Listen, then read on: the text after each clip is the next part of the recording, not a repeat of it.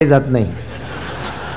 मला एका जणांना विचारलं का म्हणे मिर्झा साहेब तुम्ही काळ्याचे पांढरे झाले, तुमच्या काळ्या गवऱ्या गेल्या म्हणे मसनात आता, आणि तुमच्या कविता अभ्यासक्रमात येईनच कवा? अरे म्हणलं आमच्या कविता अभ्यासक्रमात येईन कायले? अभ्यासक्रमात कोणती कविता पाहिजे जे विद्यार्थ्याला तर समजत नाहीच, पण गाईड पाहिल्याशिवाय मास्तरचे टक्कुऱ्यात जे येत नाही ते कविता अभ्यासक्रमाला पाहिजे।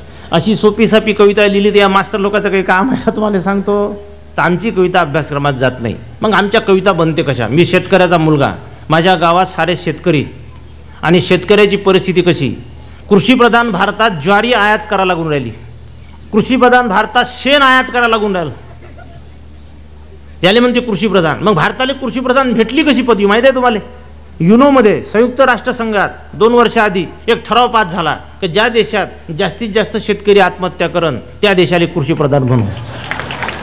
आणि मग भारताच्या प्रतिनिधीनं पुरावे सादर केले की हे पहा, 1 मिनिटाला 1 रेखलू जन्मते आणि 5 सेकंदानं 1 शेतकरी आत्महत्या करते, आणि मग आपल्याला कृषीप्रधान पदवी भेटली। आमच्या गावात शेतकऱ्याच्या बरं आमचा शेतकरी वीज घेऊन मरत नाही, वीज घ्या पुरते पैसे त्याच्यापाशी नाही। मग तो काय करते, कालपर्यंत जो दोर बैलाच्या गळ्याले होता तो काढते आणि आपल्या गळ्याला लावते, म्हणजे फाशी घेऊन मरते तो। आमच्या इथं शेतकऱ्याच्या घरी लग्न असलं का तो जवायला हुंडा देते, आनंद देते आणि 10 फूट दोर देते, म्हणजे उद्या त्याला फाशी घ्यायची तिथं का भीक मागन का तो?